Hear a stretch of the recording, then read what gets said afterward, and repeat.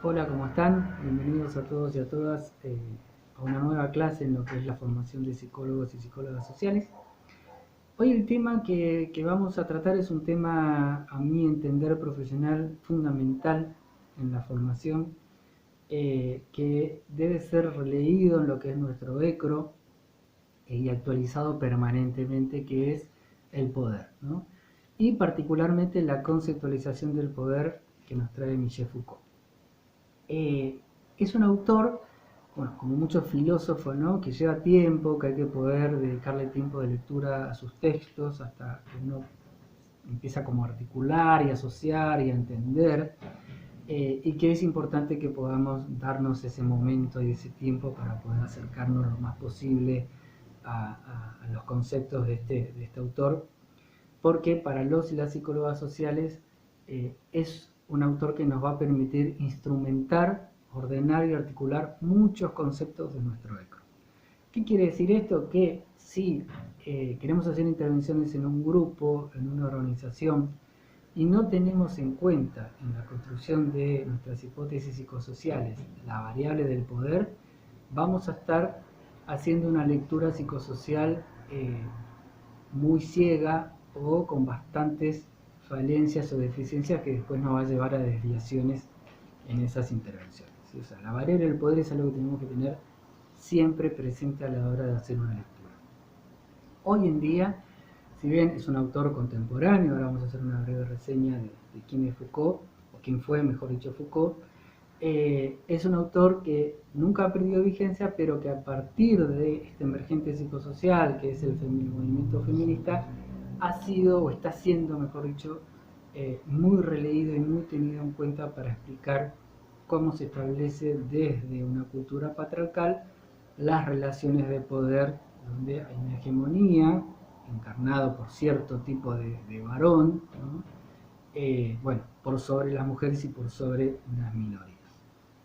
Después vamos a ver que en realidad Foucault trabaja algo bastante homólogo en algún sentido a lo que son los micromachismos. Foucault trabaja un texto que se llama Microfísica del Poder, ¿no? Que ahora vamos a ver un poco de qué se trata esa conceptualización que hasta los años 60 no se había formulado. Es decir, no hace mucho tiempo el poder se pensaba como algo macroscópico, ¿no? Y de hecho tenemos todavía muy internalizada esta concepción del poder, donde, bueno, el poder es el Estado, el poder es un grupo de empresarios, ¿no? Siempre alguien que está como investido en un lugar de gran jerarquía, que si bien es cierto que tiene un poder, no es la totalidad del poder que trabaja en su conceptualización Michel Foucault, ¿no? Bueno, ¿quién era Foucault? Era un filósofo, ¿sí? También estudió psicología, nació en Francia, ¿sí? Ejerció la docencia en Suecia, Polonia y Alemania, ¿sí? Pudo hacer doctorados, o sea, era un intelectual con todas las letras, como se dice.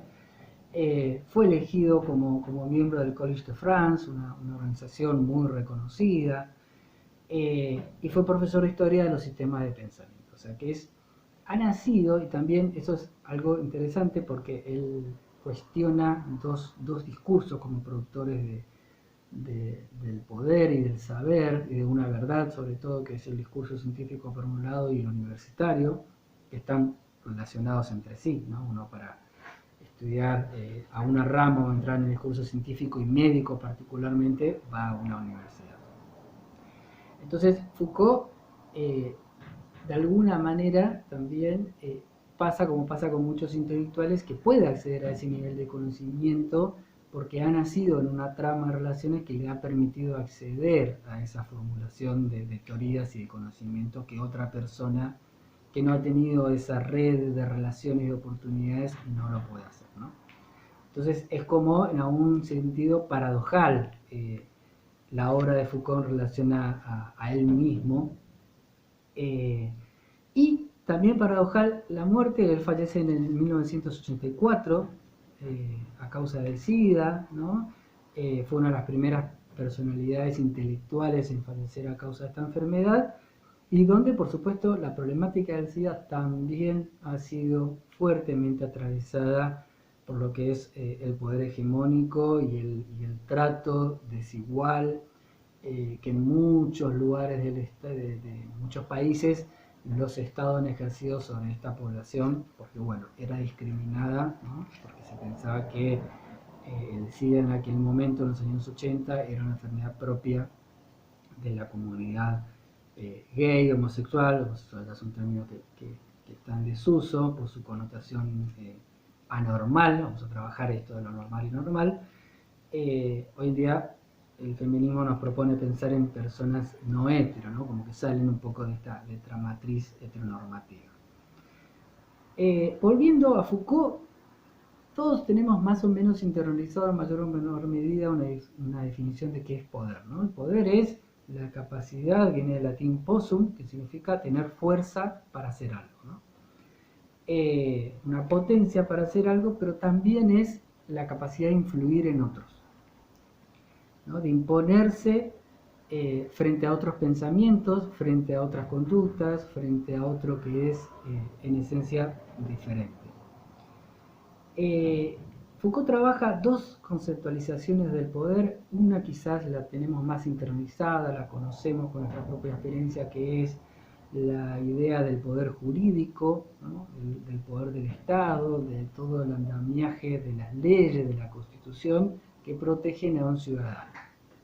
Por supuesto, el acceso de los ciudadanos a esa ley, a esa protección del Estado, no es igual, como sabemos, ¿no? Entonces ya ahí tenemos una disgregación y una condensación del poder que no es homogénea en todos los estratos de la sociedad. Esa es la concepción jurídica del poder, y después él trabaja tomando del marxismo una funcionalidad económica del poder. Es decir, que gobernar es administrar la economía, ¿no? Sabemos que un gobierno exitoso es siempre un gobierno que administra de manera inteligente la economía. Y sabemos que las políticas económicas siempre, en mayor o en menor medida, favorecen a unos más que otros. Por lo general terminan favoreciendo más a los que ya están ocupando un lugar de poder, y esto los permite mantenerse en esas relaciones de poder, y en muchos casos desfavorece a personas que tienen un menor o una menor de condensación de poder. Porque después les voy a explicar cuando veamos a unos otros conceptos de Foucault, porque yo hablo de condensación del poder, ¿no? Que me parece que es una de las cuestiones más radicales en lo que es el pensamiento de Foucault, porque permite pensar al poder como un conjunto de relaciones y como una variable que fluye, ¿sí? Ahora vamos a ver un poquito más. Volviendo a Marx y a la economía, ¿no? Foucault dice que la economía es histórica, ¿no? Que la economía, lejos de ser variables que por ahí podemos pensar desde lo que nos puede contar un profesional, ¿no? Un licenciado en administración de empresas, un contador, una contadora, ¿no? Una economista, que nos pueda decir, bueno, sucede esto con la economía. La economía, más allá de ese discurso, que también es un discurso de poder, ¿por qué? Porque el discurso de la economía es difícil de entender, ¿no? Es un discurso que al ciudadano, al profesional, aunque ha podido estudiar otras profesiones y se dedica a otras especialidades, les cuesta entender la totalidad de ese discurso económico, de esas variables que están interviniendo directamente en nuestra realidad cotidiana, en nuestra economía doméstica, ¿no? ¿Y por qué dice Foucault que la economía puede hacerse historia, que la economía es histórica? Porque la economía va marcando nuestra cotidianidad, que es justamente el plano que nos interesa leer y analizar a los y las psicólogas sociales. Si nos ponemos a pensar, las personas relatan su historia personal atravesados por una economía compartida, ¿no? Según una clase social. Por ejemplo, las personas pueden decir, yo me acuerdo que en los años 80, durante la hiperinflación, hacía tal cosa, o iba a la universidad, o estudiaba, o trabajaba, o me puse en pareja en esa época, ¿no? Y cuenta una anécdota en relación a eso. O puede decir, en los 90, ¿no? En la Argentina, con el 1 a 1 y la dolarización, bueno, uno podía hacer tal cosa o viajar a tal lugar, ¿no? O en el 2001, después de la devaluación, me pasó tal cosa. Entonces la economía forma parte de lo cotidiano permanentemente y es susceptible de historizarse la economía. Y de esto se desprende lo que dice Foucault, que es la historia es el discurso del poder, que es lo que habitualmente conocemos como la historia la cuentan los ganadores, ¿no? La historia la cuentan los que viven, digamos, en una batalla los que perdieron están muertos y los que vivieron y ganaron son los que nos contaron lo que sucedió. Entonces ya la historia es un discurso del poder en sí mismo. La historia y los discursos imperantes en una época, en un contexto, coinciden siempre con los discursos hegemónicos, es decir, la historia que se cuenta es siempre la historia de aquellos que están en un lugar de poder, ¿no? Después empiezan la resistencia, vamos a ver, y las tensiones en donde hay una parte de la sociedad que dice eso no fue lo que sucedió, eso es una parte de la historia, la otra parte no está contada y la queremos venir a contar, ¿no? Que Foucault lo trabaja también.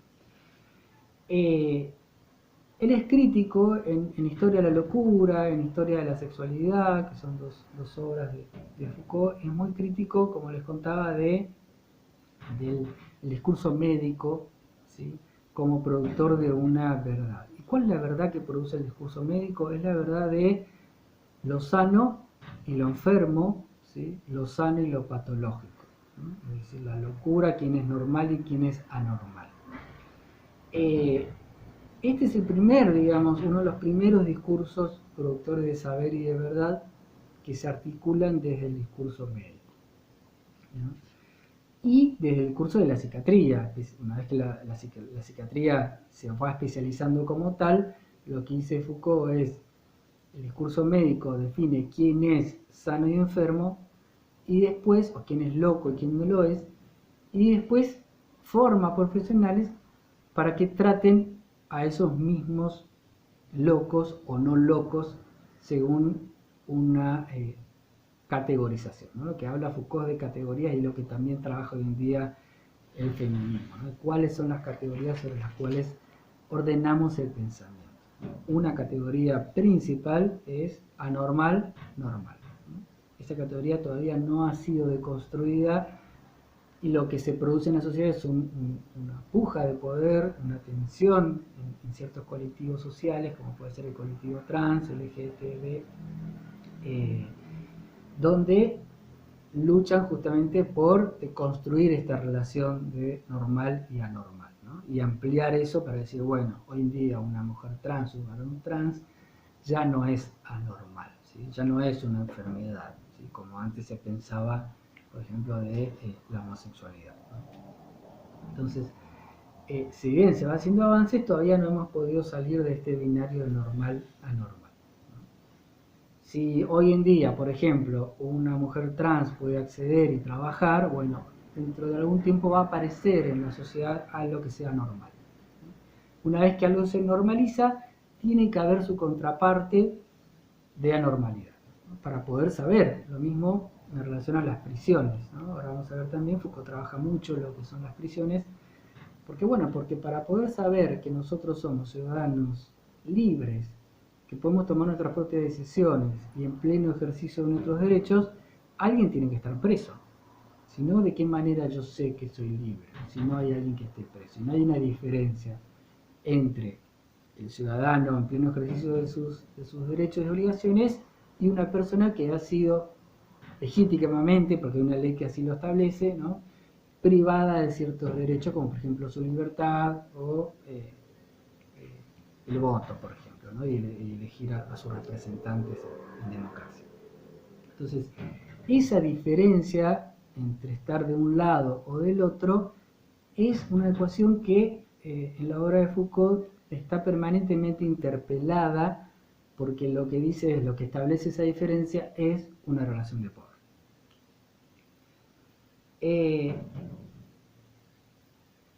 Dice que Foucault dice que el orden psiquiátrico se origina en función de la necesidad de dar cuenta de lo enfermo, ¿no? ¿Qué pasaba? Antes de Freud, del psicoanálisis, había una imposibilidad del discurso médico por explicar fenómenos que no tenían una explicación directa o que no se expresaban en la materialidad del cuerpo. Es decir, que no había síntomas biológicos en ese organismo que expliquen lo que estaba pasando, como era el caso de la histeria, ¿no? Donde se pensaba que la mujer histérica, no es casualidad que la histeria la encarnen en ese momento histórico las mujeres, porque responde a un nivel de represión altísimo y justamente a un ejercicio del poder sobre las mujeres, y que en aquel entonces, en el momento que Freud teorizaba, ¿no? Fines de 1800, principios de 1900, la histérica era un personaje que fabulaba, que mentía, que imaginaba, ¿no? Los médicos no la tomaban en serio, no le creían, pensaban que eran todas grandes actrices. Y Freud, por supuesto, pesquisa que algo más funcionaba ahí, y lo que hace es permitirles hablar y principalmente escucharlas, prestarles una escucha que después se convierte en la escucha psicoanalítica, ¿no? Entonces, a partir del psicoanálisis y de Freud se puede explicar algo que hasta ese momento no se podía explicar, que era los efectos psíquicos en el cuerpo, ¿no? Lo somático en relación al cuerpo. Ahora, volviendo a Foucault y a lo que es el discurso psiquiátrico que determina quién es sano y quién no lo es, Foucault, y siguiendo con el marxismo, dice que la conceptualización del cuerpo sano o del cuerpo enfermo es una conceptualización directamente asociada a la economía, y que la economía es un discurso del poder, ¿no? Es decir, que un cuerpo sano es un cuerpo que puede trabajar, ¿no? Es un cuerpo que puede ser productivo, ¿no? Y que puede aportar al capital, que puede aportar su fuerza de trabajo para que la sociedad en su conjunto se desarrolle. Entonces acá pensamos en lo que es la economía. Obviamente podemos pensar en la riqueza y en la pobreza, en quién es rico y quién es pobre, y pensando un poco de la perspectiva de Foucault, o haciendo el intento al menos de pensar desde la propuesta de este autor, que es muy compleja. Yo estoy haciendo una mera introducción a la obra. Bueno, el rico no es rico porque tenga acumulación de capital, ya sea capital simbólico, ¿no? De relaciones, que tiene poder, por supuesto, ¿no? Que tiene dinero, oro, diamantes, lo que sea el capital o el conjunto de capitales que pueda llegar a retener, sino que el rico es pobre, el rico es rico en relación al pobre. ¿Eso qué quiere decir? Que el valor, lo que más valor tiene para el rico, no es el capital, sino el pobre. Porque es el pobre el que lo define como rico. Es una relación dialéctica, es una relación de amo y esclavo, ¿no? Donde no puede haber un amo si no tiene un esclavo, y tampoco el esclavo puede constituirse como tal si no tiene a alguien que lo domine y lo someta. Entonces, la riqueza, ¿no? El valor, la moneda, con su materialidad, es un instrumento de ejercicio del poder. Pero el valor no está puesto en la riqueza en sí misma, sino en la relación con el pobre, ¿no? Es decir, si nos imaginamos un país utópico, ideal, ¿no? Donde la pobreza es igual a cero, lo que va a pasar es que todos son ricos o ricas, ¿no? Si esto sucede, va a ser un país de amos, ¿no? Todos son amos. Y si todos son amos, significa que ninguno lo es, porque si no hay esclavo, nadie puede ser amo. Entonces el valor para el rico es la constitución del pobre. Es decir, tiene que existir pobres para que el rico sea rico. No es el capital solamente, ¿sí? Como yo le decía en esta analogía de, bueno, para que uno saber si está libre, tiene que haber alguien que esté preso y que encarne lo que significa en una sociedad ser privado de su libertad. Como les contaba, en la Revolución Industrial, 1760, 1840, ¿sí? La primera, la segunda Revolución Industrial, el loco se asociaba al vago, ¿no? El loco era alguien que no podía trabajar y que no podía servir a Dios por vía del trabajo. Entonces, antes, el loco era un enfermo, ¿no? Que no podía trabajar, es decir, el vago era un enfermo. Hoy en día, el vago está más cerca de la enfermedad, es decir, de un parásito, ¿no? Es el vago, es el que vive del Estado, el que no quiere trabajar, el que aprovecha y vive del trabajo y de la producción de otros, ¿no? Ese es el vago. Pero el problema es que pasó del lugar del enfermo al lugar de la enfermedad. Ya no es el vago una persona que se lo piensa, o un sujeto que se lo piensa como enfermo porque no puede trabajar, y desde la psiquiatría hay que volverlo a socializar, hay que trabajar sus síntomas para que pueda volver rápidamente al sistema productivo y ser justamente productivo, ¿no? Y aportar a la sociedad, sino que ahora encarna el lugar de la enfermedad. Ya no es enfermo, sino que es la enfermedad en sí misma, ¿no?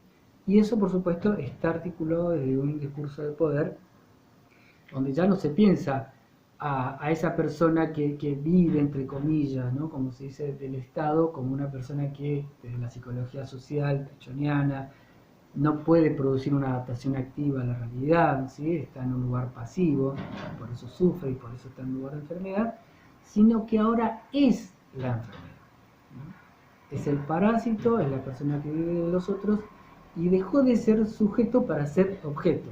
Es un objeto que es una enfermedad.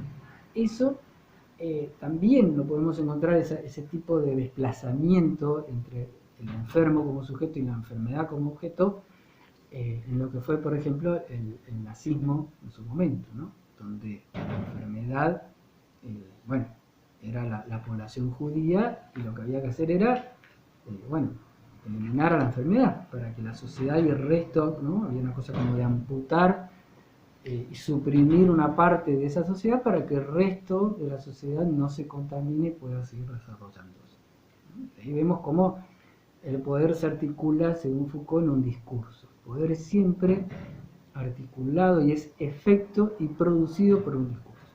Se produce por un discurso y se sostiene y retroalimenta a través de un discurso. Entonces, ¿qué dice Foucault? Dice que el poder no es una cosa como por ahí tendemos a pensar, uno tiene el poder, ¿no? Decimos, tiene el poder. Foucault dice, no, uno no tiene el poder, uno lo que hace es ejercer un poder, y el poder se establece a partir de relaciones.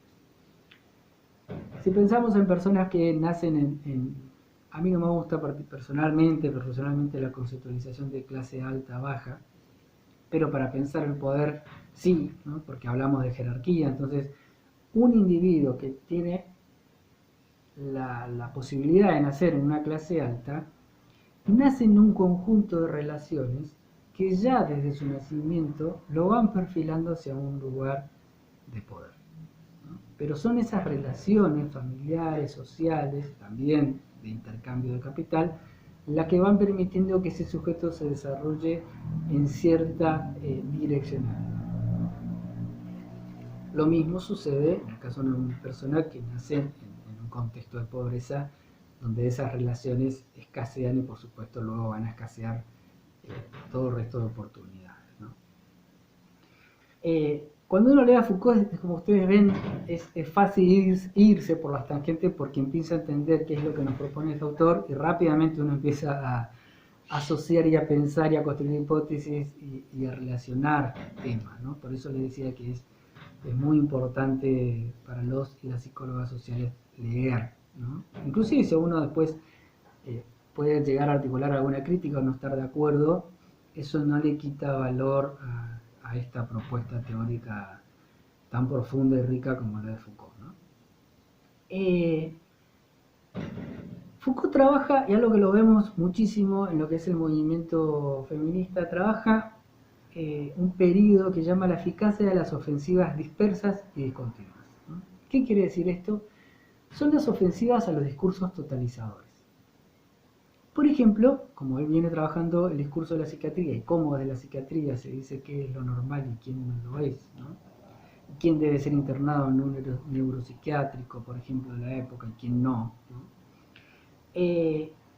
También aparece un discurso que viene como a interpelar ese discurso de la psiquiatría, que es la antipsiquiatría, ¿no? De la cual se desprenden muchas corrientes de la psicología y que hasta el día de hoy están en puja esos dos discursos, donde, bueno, muchos psicólogos, también los psicólogos sociales, podemos pensar y decir, hay muchas alternativas antes de determinar si una persona está loca o no.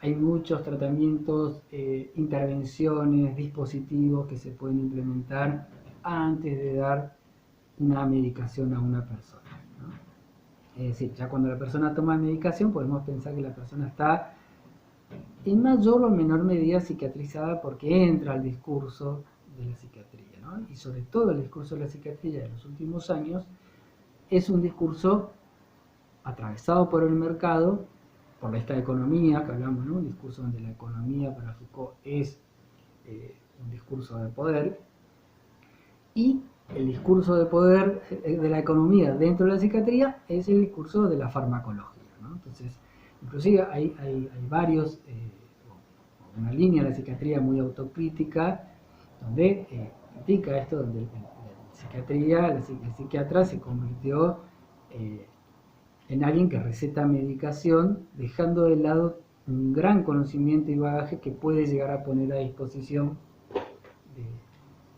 de aliviar el malestar de una persona, de una sociedad, sin recurrir directamente al fármaco, ¿no? El fármaco puede llegar mucho después cuando se van agotando todas las instancias previas. Pero sabemos en lo cotidiano que eso muchas veces no sucede, ¿no? Que la primera respuesta del discurso psiquiátrico ante un padecimiento es aplicar un medicamento como cualquier otro médico, ¿no? Volviendo a Foucault, en esto de la antipsiquiatría, bueno, aparece la psicología, ¿no? Como un discurso que viene a romper, pero básicamente lo que Foucault dice, estas ofensivas dispersas y discontinuas lo que buscan es justamente abrir y discontinuar un discurso que hasta ese momento era totalizador, que producía una verdad, ¿no? Lo que dice un médico anula completamente, inclusive a veces, el sentido común. Hay una anécdota que me contó un maestro muy querido cuando me formaba como psicólogo social hace algunos años. Cuando hablábamos del sentido común, trabajábamos estos temas, ¿no? Que un médico le dice a una paciente,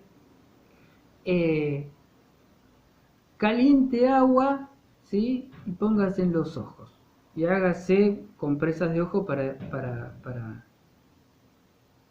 disminuir una inflamación, ¿sí? Un problema que tenía en la vista. ¿Y qué hace? Toma literal, quizás no estoy recordando bien la frase, pero toma literal esa frase que le dice el médico, a tal punto de constituirse como verdad que vacía todo sentido común, ¿sí? Y lo hace literal. Entonces la persona, lo que hizo esa paciente fue ponerse agua hirviendo en los ojos.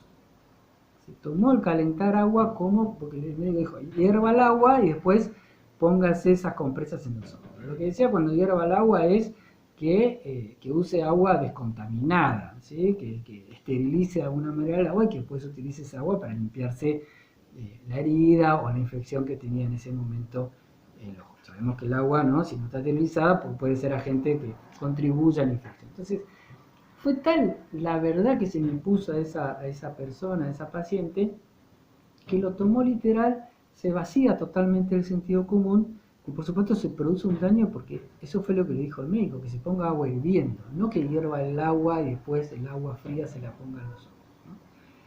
Entonces el discurso médico históricamente ha tenido esta condensación de poder a tal punto de que es muchas veces incuestionable lo que dice el médico, ¿no? Esto no quita para nada todo el avance científico, ¿no? Y el bienestar y los avances de la salud, a la cual podemos gozar, la expectativa de vida y un montón de beneficios que nos ha traído, por supuesto, el avance médico y científico. No es eso Foucault lo que critica, sino lo que él critica son cuáles son los dispositivos que generan esta verdad, cuáles son los efectos nocivos de esta verdad y desde dónde y hacia dónde se sostiene, ¿no? Por ejemplo, lo que le decía, ¿no? O sea, la psiquiatría apunta a curar un síntoma rápidamente, también la medicina en general, y que rápidamente puedas volver a trabajar, ¿no? Porque una persona que no está trabajando es una persona que es costosa para la sociedad, para el Estado, que por ejemplo le puede llegar a dar algún tipo de protección social, económica a esa persona que no puede trabajar durante un periodo de tiempo, ¿no? Entonces, eso como tiene un costo económico, rápidamente hay que volver a esa persona al circuito productivo. Entonces, eso es lo que trae Foucault sobre la mesa y cuáles son los dispositivos de poder que alienan al sujeto al trabajo, tomando directamente a Marx. ¿Sí? Y él dice que los discursos que hasta ese momento han permitido abrir, ¿no?, cortar, discontinuar estos discursos totalizadores hasta ese momento, son dos discursos, uno el marxismo y otro el psicoanálisis, ¿no?, que no tienen nada que ver uno con el otro, pero por sus particularidades han permitido generar rupturas en estos discursos totalizadores. Ahora bien, el poder es un conjunto de relaciones, es un efecto de un discurso y de relaciones, y no es algo que se tiene material, como puede decir, bueno, ¿no?, un caso, un auto, una prenda, algo que tenga que ver con el capital privado, ¿no?, sino que el poder es el producto de relaciones y efectos de un discurso. Entonces, ¿qué podemos pensar en relación a la discontinuidad hoy en día de los saberes, ¿no? Foucault trabaja algo que dice que esto que la historia lo cuentan los ganadores, dice que la parte del discurso que no se cuenta en la historia, que no es historizado, retorna luego, ¿no? Él dice retornos del saber, que es un concepto bastante psicoanalítico, ¿no?, porque el inconsciente funciona con esa dinámica también, donde lo reprimido retorna sobre el sujeto, y por ejemplo puede ser un síntoma, ¿no? En la sociedad funciona algo similar, donde esos discursos que no se hicieron historia, que no forman parte del relato compartido en una cultura, vuelven como insurrección de los saberes sometidos, ¿no? Un ejemplo claro que tenemos hoy en día de esa insurrección es el movimiento feminista, ¿no? ¿Por qué? Porque a la mujer lo que se ha hecho históricamente a nivel discursivo, y si hablamos de discurso, acuérdense que si hablamos de discurso en Foucault estamos hablando de poder, ¿no? Poder es efecto del discurso, por eso lo toma, ¿no? Estamos hablando del lenguaje inclusivo, de cómo nombramos las cosas, porque el feminismo, tomando a Foucault, dice esto: bueno, la manera en que nombramos las cosas van delimitando lugares de poder que, por supuesto, generan sufrimiento en aquellos que están siendo sometidos. Entonces, empezamos a pensar cómo nombramos, cómo categorizamos, si es necesario o no poner categorías, ¿no? Varón, mujer, mujer trans, binario, no binario. Empezamos a tener todo un cuestionamiento sobre el propio lenguaje, ¿no? Porque el lenguaje es el que produce un saber, produce un poder, y también lo refuerza, ¿no?, en el tiempo. Ahora, ¿qué pasó con la mujer en relación al discurso del poder? La mujer ha sido discontinuada, ¿no? Porque el ejercicio del poder, según Foucault, no se trata solo de silenciar, no sabemos que silenciar implica ya el ejercicio de una violencia, ¿no? Ya sea hacer desaparecer, ya sea el miedo, ya sea, ¿no?, establecer diferentes dispositivos de violencia para que la gente no se anime a decir algo, sino mucho más especializado, ¿no? Acá hay algo que es fundamental, que la conceptualización de poder que trabaja Foucault dice que el poder no es... Los discursos que generan poder son discursos que se van especializando cada vez más, ¿no? A tal punto que se van refinando y se van haciendo cada vez más eficientes, ¿no? Por eso habla de dispositivos, son dispositivos que se van ultra especializando a tal punto que ni siquiera nos damos cuenta de que están allí operando.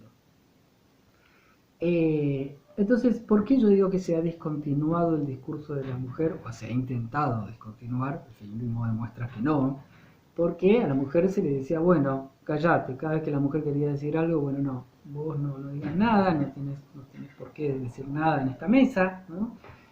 O si decía algo, bueno, lo dijo una mujer, vamos a dejarlo de lado, ¿no? O la mujer está loca.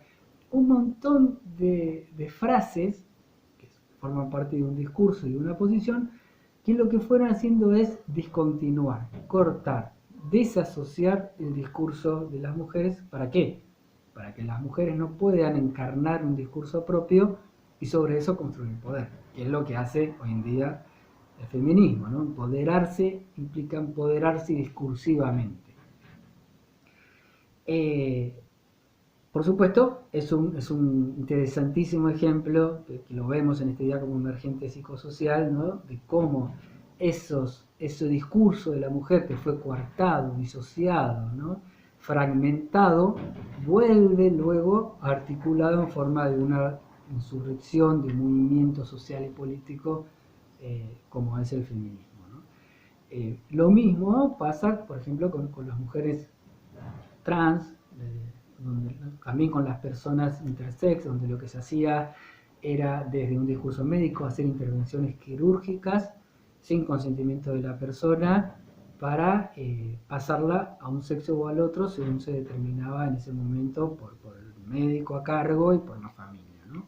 Entonces se hacían intervenciones donde se determinaba que esa persona debía operarse y debía tener pene o vagina. Por supuesto con un ejercicio de violencia, porque la persona ahí no estaba tomando ninguna decisión al respecto sobre su propio cuerpo, pero muestra cómo, es otro ejemplo más, hay muchísimos, ¿no?, que podemos encontrar en lo cotidiano cuando empezamos a pensar en estas cuestiones, de cómo el poder va interpelando los cuerpos para que ese cuerpo no encarne ningún discurso. Entonces, en lo que es la comunidad trans, ¿qué dicen las mujeres trans, ¿no? Nosotras tenemos un discurso propio, nosotras vamos a organizarnos, nosotras vamos a encarnar nuestro discurso, vamos a salir a la calle, vamos a decir, nosotras existimos, está pasando esto, tenemos una expectativa de vida de 35 años y todo se debe a que estamos siendo sometidas por un poder que nos está exterminando literalmente, ¿no? Pero eso sucede cuando se puede continuar, cuando se arma un relato, cuando se arma un discurso y a partir del discurso uno empieza a empoderarse. Lo que hace el discurso hegemónico es buscar discontinuar, que no se asocie, que yo no asocie una cosa con la otra, que no asocie que la economía me está controlando en mi hacer individual y en mis posibilidades, ¿no?, en el día a día, sino que la economía es algo de malas decisiones políticas que se toman desde el Estado o de un grupo de empresarios, ¿no? Pero que en realidad esas decisiones no están pensadas para controlarme a mí, porque lo que trabaja Foucault, uno de los pilares de su conceptualización, es que para que el poder se pueda ejercer es necesario complicidad, ¿no? Entonces, él trabaja un concepto fundamental que es el panóptico, que lo trabaja, creo, en Vigilar y Castigar, si mal no recuerdo, que trabaja el sistema carcelario, ¿no? Y dice que el sistema carcelario, imagínense una prisión, ¿no?, donde están todos los presos y hay una torre central desde la cual un guardia puede ver a todos los presos al mismo tiempo, ¿sí?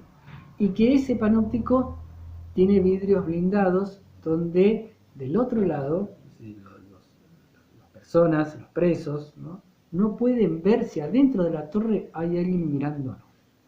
Entonces lo que se genera es un autocontrol, ¿no?, un autodisciplinamiento. ¿Eso qué quiere decir?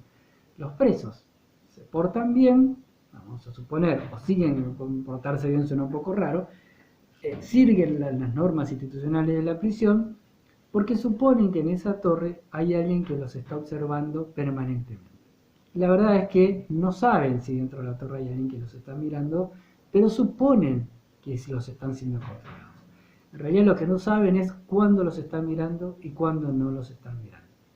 Entonces, a partir del análisis de esta estructura de panóptico, Foucault determina que gran parte de las instituciones, las organizaciones como la escuela, los hospitales, ¿no?, también el mismo discurso médico que venimos hablando, ni que hablar el ejército, toman este concepto de panóptico para establecer lo que son las sociedades disciplinarias o las instituciones disciplinarias, donde la disciplina es el eje central de construcción del poder, porque lo que busca es, esto surge a partir de la Ilustración, ¿no?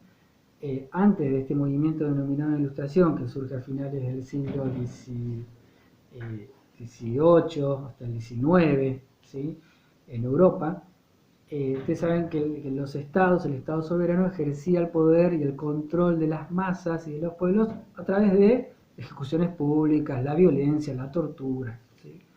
A partir de la Ilustración se piensa, y la Ilustración es encarnada por la aristocracia y los burócratas, ¿sí?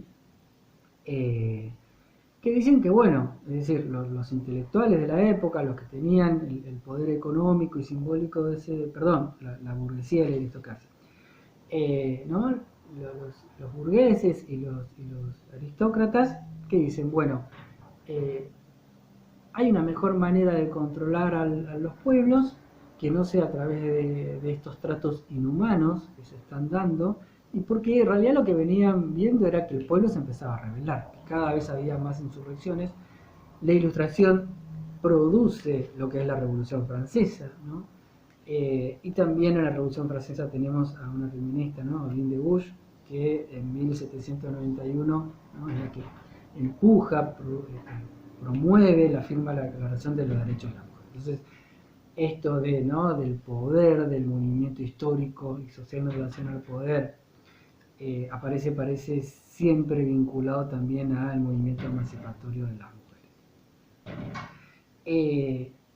Entonces, a partir de la Ilustración y viendo que los dispositivos se habían agotado, los intelectuales y los que detentaban el poder, o mejor dicho, condensaban el poder en aquel momento, dicen, bueno, es a través del conocimiento que se va a poder salir de esta situación y llevar a la humanidad hacia un nuevo plano de desarrollo, ¿no?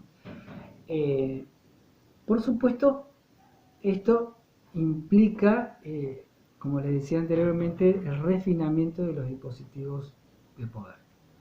¿Cuál es ese refinamiento? No imponer el poder sobre el castigo físico, porque eso genera mayor resistencia, sino lograr que las personas hagan lo que el discurso hegemónico quieren que hagan por voluntad propia. Eso es lo que se denomina disciplina, ¿no? El disciplinamiento que trabaja Foucault a través del panóptico, que toma las prisiones, pero esto se ve reflejado también. Esto no quiere decir que vamos a ir a una escuela y vamos a ver una torre con un director, ¿sí?, controlando, sino la conceptualización del poder que se ejerce en estas organizaciones e instituciones es un poder que disciplina, donde el concepto de la disciplina como una autorregulación, ¿sí?, del sujeto, sin que haya nadie mirando, es el principal dispositivo de poder y de producción de subjetividad, ¿no? Entonces, las personas acatan las normas establecidas, ¿no?, porque se autorregulan y se autocontrolan. Esto es radical, lo que propone acá Foucault, porque hasta ese momento se pensaba el poder a nivel, como le decía, macroscópico, como el Estado, un grupo de empresas, el rey, ¿no?, los gobiernos, y lo que dice Foucault es, todos tenemos, hasta el sujeto, hasta la persona que nace en las peores condiciones, tiene algún grado de poder. ¿Por qué? Porque este poder de la disciplina implica necesariamente nuestro consentimiento. Es decir, que nosotros seamos cómplices y que participemos de ese sometimiento. Y que para eso necesitamos cierto grado de poder, ¿no? Y la verdad es que cuando uno mira en nuestra vida cotidiana, todos ejercemos cierto nivel de poder, ¿no? Un padre, una madre, una persona adulta, criando, educando, cuidando a un niño o niña, está ejerciendo permanentemente una relación de poder con ese niño o niña, ¿no? En esta casa se hacen las cosas así porque lo digo yo, ¿sí?, porque siempre se ha hecho así, y el día de mañana, cuando seas mayor de edad, vas a poder decidir vos sobre tu casa y sobre cómo se hacen las cosas.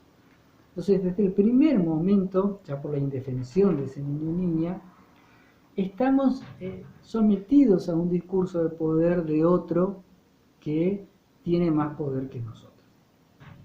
Es para pensar, abre muchas líneas de pensamiento de la constitución del sujeto y demás, ¿no? Pero Judith Butler, ¿no?, que es una intelectual, filósofa, feminista, también muy vigente en estos momentos y leída, dice esto: no hay y retomando a Foucault, que trabaja mucho en su obra, no hay manera de escapar de las relaciones de poder, ¿no? lo primero que podemos hacer es darnos cuenta de que estamos siendo controlados y sometidos por otro a través de un discurso. Cosa que no es fácil, ¿no? ¿Por qué? Porque el disciplinamiento lo que nos genera, en términos de Foucault, es tener la ilusión de que nosotros somos los que controlamos nuestra propia vida, que es justamente lo que quiere el discurso hegemónico que uno sostenga, ¿no? Porque es la especialización a través del discurso del ejercicio del poder, es decir, hacernos pensar a nosotros mismos que nosotros tomamos decisiones cuando en realidad gran parte de nuestras decisiones están siendo delineadas, predeterminadas por un discurso de poder, ¿no? Por eso Butler dice, es imposible escapar de las relaciones de poder, lo que vamos a hacer es desarticularlas lo más posible, ¿no? Pero para poder dar ese paso, primero hay que reconocer que uno está siendo controlado, cosa que por supuesto a nadie le gusta. Para volver a asociar en términos más modernos, ¿no?, de lo que está pasando hoy en día, a esto que decía Foucault entre economía, tomando el marxismo, ¿no?, y el discurso, hay una praxis que articula muy bien esto entre capital, economía y poder, que es el marketing, ¿no?, y conducta, ¿no? Uno va al supermercado, compra una marca de gaseosa, vamos a poner Coca-Cola, que es muy conocida, y uno dice, esta es la mejor marca. Coca-Cola es la más rica de todas, ¿no?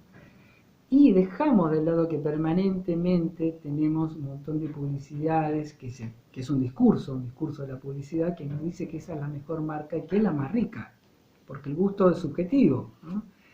Ustedes saben, bueno, en este caso, como siguiendo el ejemplo, las gaseosas usan agua, por supuesto, para producirse, y dependiendo del agua de una región, la Coca-Cola tiene un gusto o tiene otro. Entonces, la Coca-Cola que podemos tomar en Argentina tiene un sabor, nosotros pensamos que es la más rica, pero nos vamos a Europa, no sé, a Italia, con las condiciones climáticas y ecológicas, la Coca-Cola tiene otro sabor. Entonces, ¿cuál es la Coca-Cola más rica, ¿no? Y sin embargo, tenemos instalada esa marca como una marca de calidad.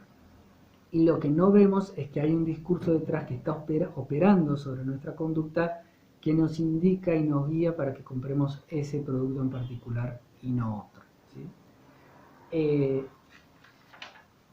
Entonces vamos viendo cómo esto que son las sociedades o los dispositivos de disciplinamiento del sujeto permiten autorregularse, autocontrolarse, ¿sí?, para que tengamos conductas acordes a un discurso de un otro, que es un otro del poder, ¿no?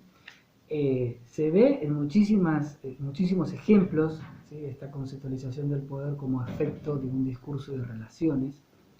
Yo cuando pensaba y escribía la clase, pensaba que podemos pensar el concepto de Foucault del poder, alejándonos de algo que se tiene, ¿no?, como que el poder lo tiene solamente una parte de la sociedad y el resto no tiene ningún poder, como una autopista, ¿no? Como ustedes vieron los momentos de las autopistas, sobre todo de las grandes ciudades, donde hay rotondas, donde hay parte de la autopista que pasan por arriba, otras pasan por abajo, algunos dan vueltas a la derecha, otros hacen un rulo hacia la izquierda, ¿no? Muchas direcciones, algunas derechas, otras en curva, muchos autos en diferentes niveles que van y vienen. Los autos representan esos actores sociales, ¿no?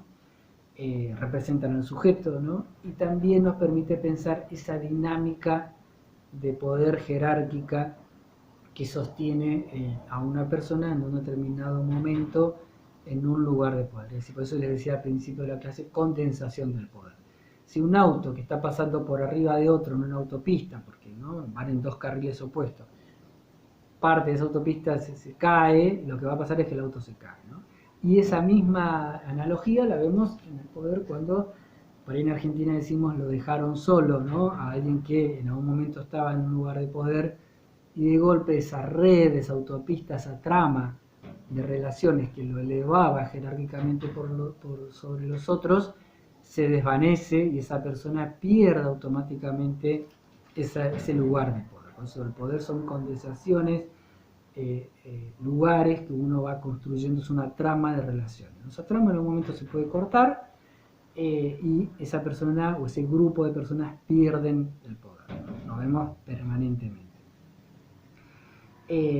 Y por supuesto, para que esa trama se dé, esto que le decía, ¿no? Tiene que haber una complicidad. Para que un presidente ejerza, tiene que haber toda una trama, un andamiaje de relaciones que sean cómplices, que colaboren para que ese sea el presidente. Y detrás una gran sociedad que también colabore, como ha pasado con el nazismo, tristemente, donde ha habido una gran sociedad que ha colaborado y ha sido cómplice para que esa persona con ese discurso ejerza y acumule semejante lugar de poder, ¿no? Entonces es muy importante porque esto nos permite pensar otro concepto de Foucault que dice que donde hay poder hay posibilidad de resistencia también, ¿no? ¿Por qué? Porque así como yo puedo ser cómplice, ¿no? Y de hecho todos y todas somos cómplices de algún lugar de poder de otros, y también a su vez ejercemos lugares de poder en nuestra vida cotidiana, ¿sí? También podemos ejercer ese poder de manera de resistencia, ¿no? Que es lo que se ve en los movimientos sociales y en las luchas que vemos cotidianamente en las marchas, en la calle, en diferentes planos de la sociedad, ¿no? Entonces, para ir cerrando esta clase, que ha sido una mera aproximación a lo que es la obra de Foucault, como decía, muy rica por toda la cantidad de ejemplos que nos permite pensar y leer de lo que está pasando en una organización, en una sociedad en cuestión de las relaciones de poder, hay cuatro conceptos que podemos pensar de manera de síntesis. Una es que el poder no es algo que se tiene, sino que se ejerce, ¿no? Y está siempre presente en todos los niveles de la sociedad. Lo que no sucede es que no está presente o condensado de la misma manera. Pero vuelvo con lo mismo, ¿no? Cualquiera de nosotros puede llegar a convertirse, es un ejemplo triste que estoy poniendo, ¿no? Pero puede convertirse un tirano o una tirana en su propio hogar, ¿no? No nos olvidemos de eso. Entonces todos tenemos, inclusive la persona, el delincuente o la delincuente, generalmente son varones, un análisis también del poder que podemos hacer de eso. ¿No? Uno piensa que una persona en situación de pobreza, es verdad, tiene muy poco poder, pero cuando agarra un arma, tristemente, y toma la decisión de salir a robar, ¿no? Y apuntar a otra persona con un arma, tiene un poder de violencia que ejerce su poder a través de un arma y a través de la violencia, que nos deja a la mayoría de nosotros completamente anulados, y bueno, no nos queda otra que salir a correr o darle el dinero, el celular, lo que nos pida, ¿no? Entonces, aún ese sujeto, esa persona que nace en las peores condiciones, puede llegar a ejercer un nivel de poder importante sobre nosotros, ¿no? Que es un poder destructivo, por supuesto, ¿no? Porque Foucault no analiza los efectos del poder y de qué manera condicionan la subjetividad y las conductas a través de la disciplina, ¿no? Del autodisciplinamiento, ¿no? Pero no categoriza en términos de si un poder es bueno o es malo, ¿no? Porque depende del poder y para qué se quiera usar, puede generar un efecto u otro, como bien sabemos. Entonces, como manera de síntesis, el primer concepto, esto, el poder está presente en todos lados y lo que mejor funciona en un discurso hegemónico es hacernos pensar de que nosotros no tenemos ningún poder y que el poder está solo en un lugar específico de la sociedad, ¿no? Porque eso genera discontinuidad del discurso. Es decir, no nos asociamos con otros, nos peleamos, nos polarizamos, entonces vos sos pro, yo soy kirchnerista, vos sos feminista, yo soy pro vida, ¿no? Entramos en una grieta en donde, si bien uno puede tener diferencias, y eso es muy enriquecedor, no permite el movimiento, ¿no? Gran parte de lo que se genera hoy en día como discurso y dispositivo de poder es esto que sigue estando en realidad vigente, es la discontinuidad, es cortar los discursos de la oposición, de la resistencia, ¿no? ¿Quién encarna eso? Los anti, ¿no? Por eso es anti, no importa anti a qué, antivacuna, antiderecho, no importa qué. ¿Qué es lo que hace el anti? El anti no genera un cambio sustancial en la sociedad, en términos de oposición, ¿no? Lo que sí genera de manera muy importante es de continuidad. O sea, tener siempre a alguien o un discurso que esté discontinuando el discurso que está intentando resistir y que está intentando armar, por eso Santi, ¿no? Porque si decís blanco te vamos a decir negro, si decís negro te vamos a decir celeste, si decís celeste te vamos a decir rojo, ¿no? Es siempre hacer el corte al discurso, porque lo que permite eso es ir cortando el poder. A medida que un discurso no se articula, no se constituye, no se encarna, no hay posibilidad de construir poder, ¿no? Entonces, los antis vienen a reflejar un poco cómo de ciertos dispositivos de control social se van coartando la posibilidad de construir discursos diferentes o discursos que resistan a un orden totalitario, ¿no? Segundo concepto para ir cerrando, el poder no es algo que se posee, sino, como ya dijimos varias veces, se expresa en actos. O sea, yo puedo, que uno tenga la ilusión de que tiene poder, no quiere decir que lo tenga. Lo tiene solo cuando lo ejerce, solo cuando hace algo. Ahí, según Foucault, es el poder donde se expresa, ¿no? Sino que no es algo que yo puedo guardar el poder y dejarlo para cuando lo necesite, sino que lo tengo que ejercer y más aún tengo que construir discurso permanentemente para sostener ese ejercicio del poder, que es lo que se hace, ¿no? Lo que se conoce habitualmente como lobby en inglés, como hacer relaciones, hacer tramas, influenciar a otros, ¿no? Ya sea en la política, en la empresa, en el trabajo, en muchos ámbitos, uno teje, como se dice, teje esas relaciones, teje esa trama para poder establecer un discurso y una trama de poder que nos permita ejercer sobre una situación o sobre otro en particular, ¿no? Otro concepto, bueno, lo que le acabo de decir, ¿no? El poder implica siempre un discurso. Ese discurso es un sistema de ideas, un sistema de creencias, de ideas, de subjetividad, que produce subjetividad, y también implica la posibilidad de resistencia. El poder no es una cosa, es siempre una relación. Digo, repito esto porque tenemos muy internalizado que el poder es algo que tienen algunos y otros no, ¿no? Y los emergentes psicosociales de nuestra época, en realidad la historia nos muestran que eso no es así, ¿no? Se va a sostener en tanto nosotros sigamos siendo cómplices de alguna manera de que no tenemos ningún poder y de alguna manera sostengamos a otros en esa trama del poder, ¿no? Y por último, dice Foucault, donde hay poder hay resistencia. La verdad es que cuando uno piensa en todos estos conceptos y se pone a articular con otros conceptos que venimos leyendo y trabajando en psicología social, también puede llegar a entender por qué Foucault ha sido resistido también, como también ha sido Freud, ¿no? Todos los discursos que rompan con un discurso de verdad totalizadora, como una única verdad posible, ¿no? Que son discursos de poder, son discursos, como dice Foucault, que son resistidos, ¿no? El psicoanálisis ha sido ampliamente resistido y sigue resistiendo a su vez el mismo psicoanálisis porque sigue vigente, y también así lo que es la teoría de Foucault, ¿no? que hoy en día sigue siendo muy releída y reinclusive hasta por momentos elaborada por el feminismo, justamente, ¿no? Porque resiste. Y porque, si uno piensa por qué a Foucault se lo ha criticado o a Freud se lo ha criticado, es porque, bueno, porque son discursos que rompen y atentan contra ciertos grupos, ¿sí? O personas que están en una trama de poder y que no quieren que esa trama se desarticule, se deconstruya, porque eso implica la caída y la pérdida total de ese ejercicio del poder se entiende como poder hegemónico, ¿no? Que se impone sobre otros.